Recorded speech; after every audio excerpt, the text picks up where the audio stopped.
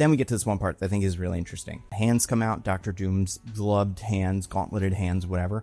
And then some magic-y dust turns into a ring. And we have a couple of rings in the MCU. Specifically, in my What Was Phase 4 About video, I made the case that it was the wristlet phase because of how many of these there are. And then, so I'm going to describe what happens and I'll talk about what I think this is. And this feels very intentional. Ring shrinks in, explodes out, then we see some sort of spell. I'm assuming this is Dr. Doom Dark Magic. In the middle of that, it rotates around like a little gyroscope, and then we open up the multiverse and we see the shards of the different, and these icons are very specific.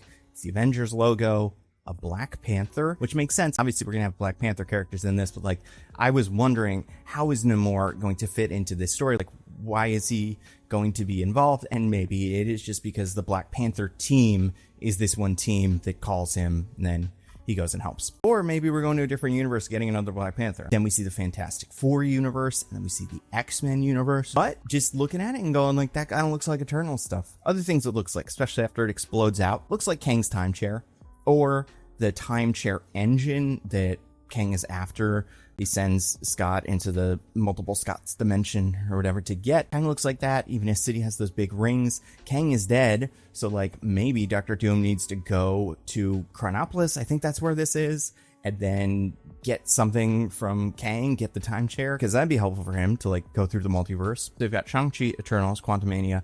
Other thing this reminds me of is the spell Doctor Strange does to Spider-Man to make everybody forget he's Spider-Man. And I think this is, I mean, none of this is important, but it's a little important. Look at how the rings are just like ring-shaped, and then they crunch in, and then explode out into a bigger shape. That's kind of like how the spell fails in Spider-Man No Way Home and like gets uncontained.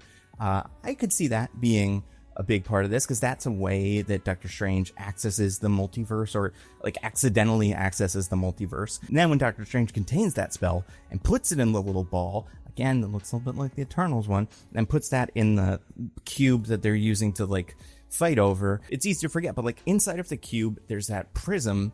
Inside the prism, there is this little spinny spell thing that looks a little bit like this too.